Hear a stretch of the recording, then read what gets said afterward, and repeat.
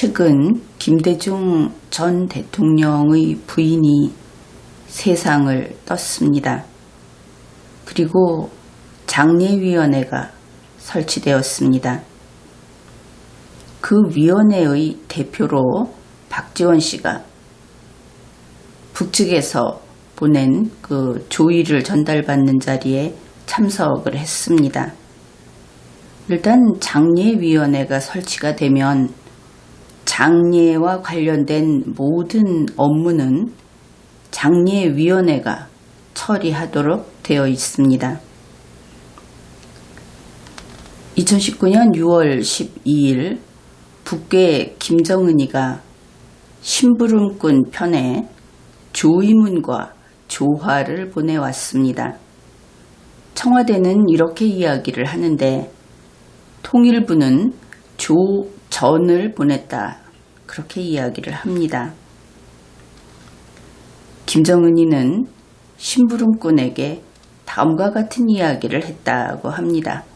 바로 이 청와대 윤도한 국민소통수석이 브리핑을 한 이 내용입니다. 김정은이의 심부름꾼은 그의 여동생 김여정이 그 역할을 맡았고, 살펴볼 내용은 이렇습니다. 김정은 위원장께서 김정은이가 이렇게 말씀하셨다, 이렇게 이야기했다 하는 겁니다. 김여정의 말이다, 이렇게 청와대가 밝히고 있는데, 김정은이 이야기는 이런 것이죠. 이희호 여사님에 대해서 각별한 감정을 가지고, 그러니까 김정은이가 고인에 대해서 각별한 감정을 가지고 있다, 그것을 알 수 있습니다. 김여정 제1부부장이 그러니까 동생 보고 네가 남측의 책임있는 인사에게 직접 조의를 전달하는 것이 좋겠다, 이렇게 이야기를 했다 하는 것이죠. 이렇게 고인에 대해서 각별한 감정을 지니고 있는 사람이 직접 조의를 전달해라 하고 지시하는 것은 당연히 그럴 수 있다, 무난하다, 이렇게 이해할 수 있습니다.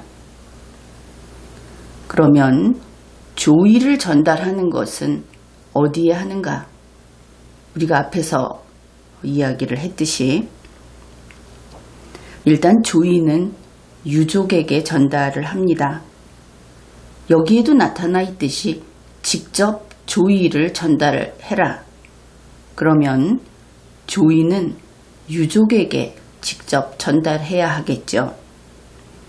그런데 이렇게 저명한, 그리고 지금과 같이 장례위원회가 설치된 이런 경우에는 장례위원회에 조의를 전달하면 될 겁니다. 좀 덜 직접이다, 이렇게 생각할 수도 있겠지만 거기까지는 직접이라는 그 범주에 포함이 된다, 그렇게 보입니다. 게다가 김정은이가 직접 전달해라, 이렇게 이야기를 했다고 한다면 반드시 직접 전달해야 하겠죠. 북측에서 김정은이의 그 위치가 그러니까, 그래서 이 심부름꾼 김여정이는 유족이나 아니면 장례위원회에 전달을 해야 합니다. 그런데 이 자리에 장례위원회 대표 박지원 씨가 있었다고 하죠. 그렇다면 김정은이의 그 지시에 충실하고자 한다면 박지원 씨에게 전달을 해야 한다, 그것을 알 수 있습니다. 김여정이 한 말 중에 좀 특이한 것이, 좀 이질적인 표현이 있습니다. 바로 남측의 책임있는 인사에게 직접 조의를 전달해라, 이 부분인 것이죠. 어째서 유족이나 혹은 장례위원회 지금 같은 경우는 장례위원회 대표가 있는데 그것이 아니고 남측의 책임 있는 인사에게 전달을 해라. 그렇게 말을 한 것인가? 그리고 그것이 어떻게 직접 조의를 전달하는 것이 되겠는가? 이런 의문이 생깁니다. 북측과 문재인 정부가 접촉을 할 때는 그냥 그쪽에서 오면은 만나고 이런 것이 아니고 그 자리에 올 수 있는 사람까지 지정을 한다. 이런 이야기가 있죠. 물론 어느 나라나 다른 나라의 대통령이 움직인다. 또 정부에서 움직인다 하면은 사전 협의를 다 하게 되어 있습니다.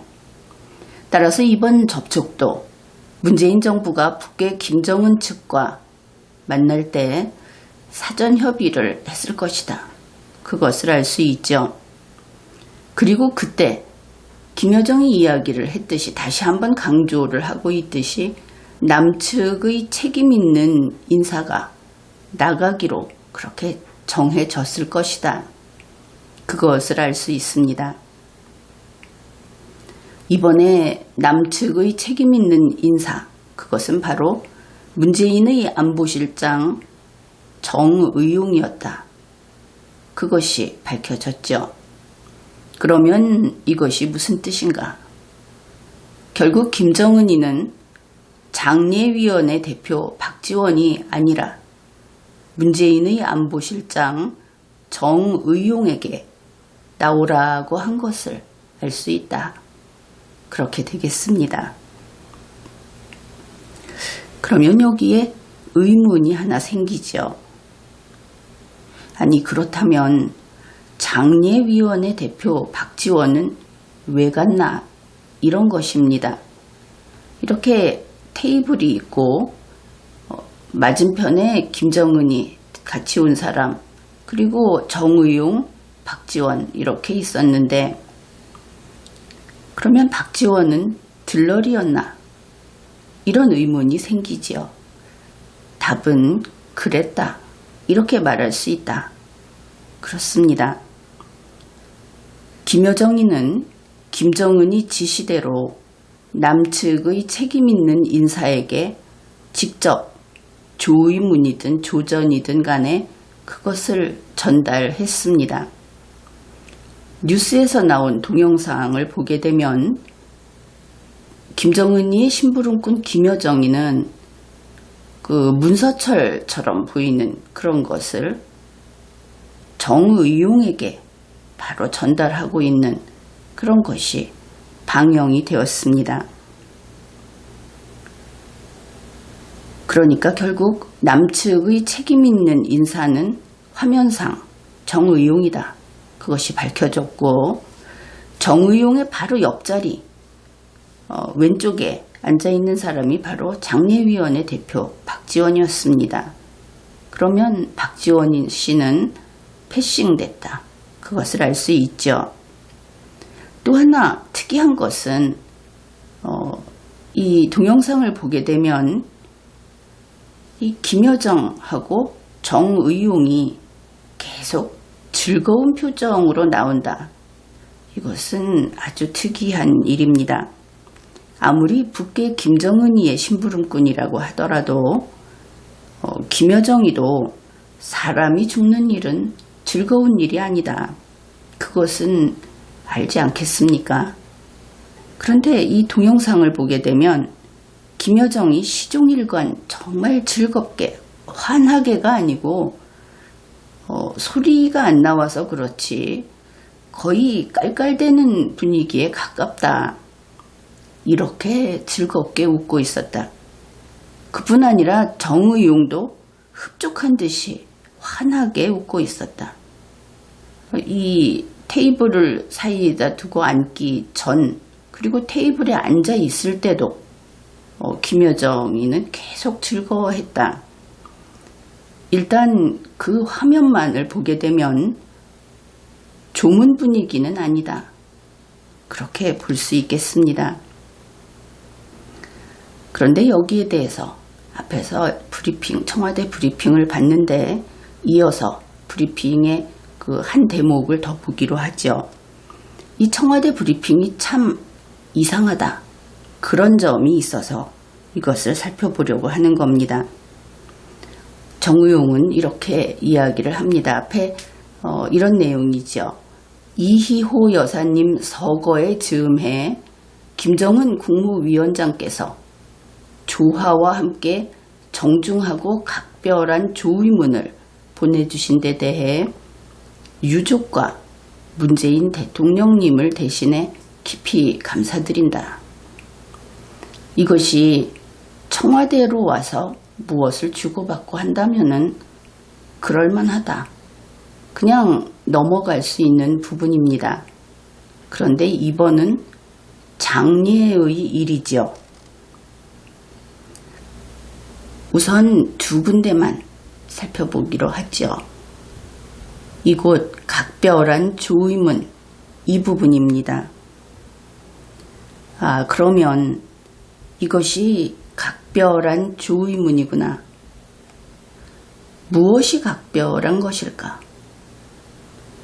첫째, 각별하다. 우리가 어떤 각별한 어떤 문장, 문서 그것을 봤다 하면은 하나는 그 내용이 아주 절절하게 특별한 조의문이다.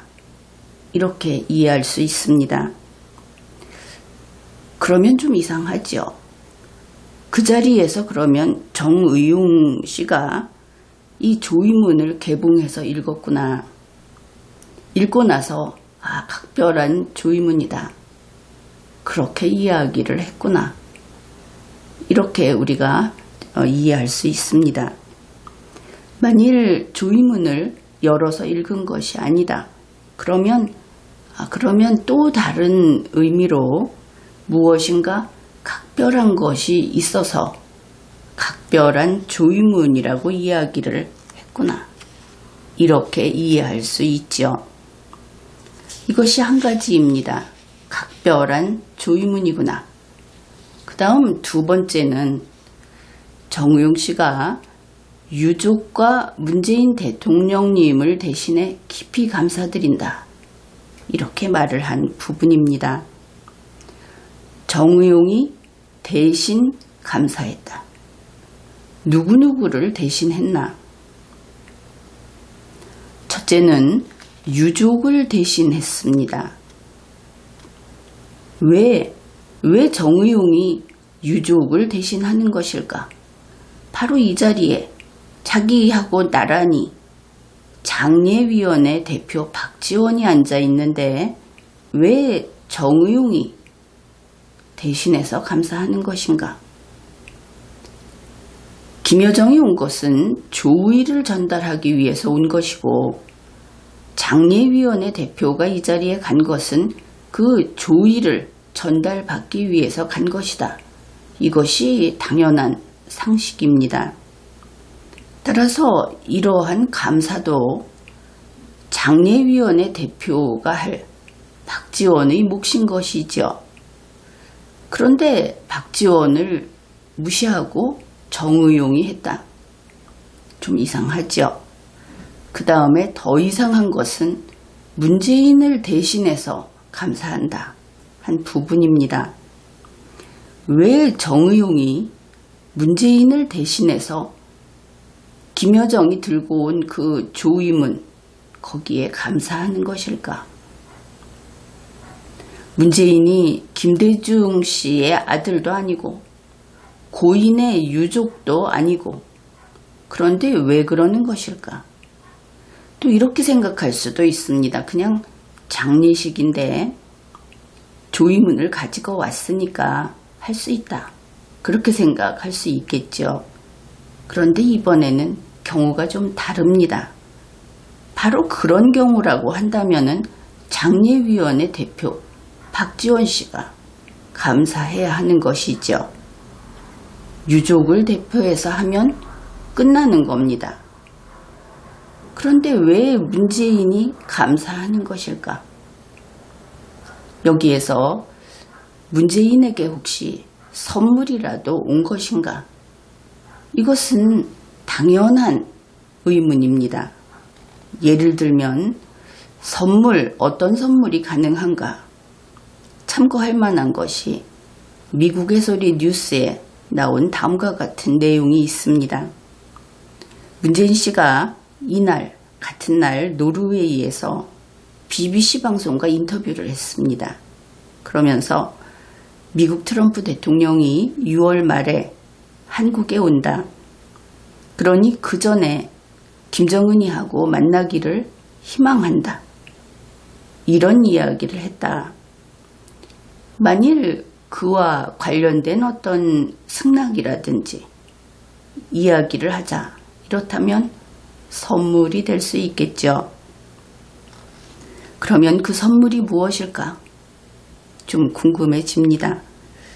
이것을 추측하고 그 거리를 좁히기 위해서 이 청와대 브리핑 때 나온 질문, 그 질문에 대해서 윤도한 수석이 답변한 이런 것들을 함께 살펴보기로 하죠. 이런 질문이 있었습니다. 남북대화, 미북대화 재개와 관련한 별도의 메시지 교환이 있었는가? 그러니까 청와대는 추가로 밝힐 내용이 없다 그랬습니다. 그러면 별도 메시지가 있었던 것일까 없었던 것일까? 여러분은 어느 쪽이라고 봅니까? 이것은 모든 것이 가능하죠. 답변을 안 한 그런 케이스이니까. 그 다음에 김정은이가 문재인에게 전하는 친서가 없었나? 이렇게 물었다고 합니다. 그러니까 청와대가 그렇다. 세 번째, 문재인 측에서 김정은에게 전달한 메시지가 있었나? 그러니까 청와대는 오늘 발표한 내용 외에 추가로 드릴 말씀이 없다. 메시지가 있었다 없었다 하는 답변은 안 했다는 것을 알 수 있죠. 답변 안 한 겁니다. 그러면 질문 3개 중에 두 번째는 답변을 했고 첫 번째와 세 번째는 답변을 하지 않았습니다. 그러면 이것을 어떻게 정리할 수 있는가? 이제 그것을 해보기로 하죠. 두 번째 답변에서 김정은이가 문재인에게 전하는 친서가 없었다고 했습니다. 6월 12일에는. 그렇다면 한 가지, 김정은이 문재인에게 전하는 친서는 없었다. 이것을 확정해 두기로 하죠. 그러면 여기에서 한 가지 더 나아가 보기로 합시다. 혹시 정의용에게 전하는 친서가 있었나? 이것은 가능하겠죠. 김정은이 보냈든 아니면은 정의용의 카운터파트가 될 수 있는 그런 누군가가 보냈든 상관없습니다. 가능하다. 그 다음에 김정은이 문재인에게 전하는 메시지가 있었나? 이것도 가능하겠습니다. 왜냐하면 친서만 없었다고 했던 것이기 때문에. 그래서 이 두 가지 경우라고 한다면은 충분히 선물이 될 수 있습니다. 정의용이 문재인을 대신해서 깊이 감사드릴 만한 일이죠. 그 다음에 양측이 만났는데 북쪽에서 남쪽으로 온 것이 있었나 없었나 하는 이야기만 했죠. 이제 반대편으로 갈 수도 있다. 그 생각을 해야 할 겁니다. 문재인이 김정은에게 전달하는 친서가 있었나? 이것은 가능합니다. 사전에 미리 다 준비해 놨을 수 있으니까. 또 문재인이 김정은에게 전달하는 메시지가 있었나? 이것도 가능하죠. 바로 같은 날 BBC와 인터뷰해서 만나고 싶다. 그런 이야기를 했을 정도이니까. 그래서 이 두 번째 경우, 이 경우에는 문재인 측에서 전달하고 싶은 것을 전달할 수 있는 기회를 김정은이가 준 것이다. 이렇게 볼 수 있겠죠. 그러니까 이렇게 심부름꾼을 보내서 김여정이를 보내줘서 하고 싶은 얘기를 전달할 수 있는 기회를 준 것. 그것 자체가 선물이다. 그러면 문재인을 대신해서 깊이 감사해야 하겠죠. 그래서 이번에 이 청와대 브리핑에서는 이런 여러 가지 가능성, 뒤에서 일어나고 있는 일들, 그러니까 무엇을 주고받을 수 있는 가능성이 충분히 있다. 그것을 알 수 있는 겁니다.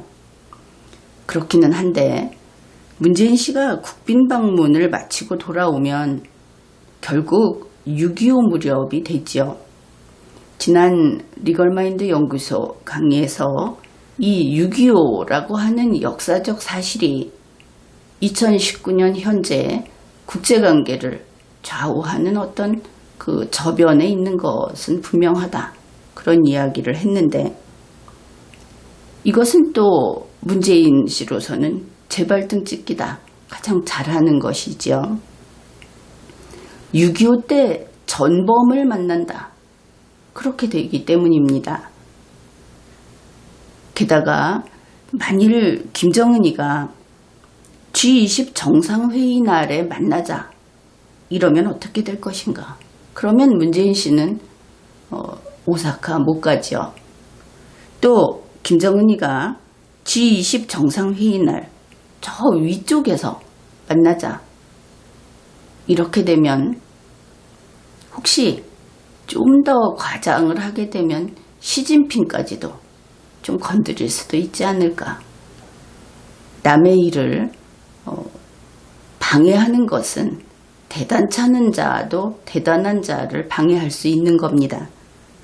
그래서 이번에 이런 일들이 일어났고 청와대에서는 또 희색이 만면한 것 같은데 그것만은 아니다. 또 자충수다. 이런 것을 알아볼 수 있는 그런 자료였습니다. 지금까지 리걸마인드 연구소였습니다.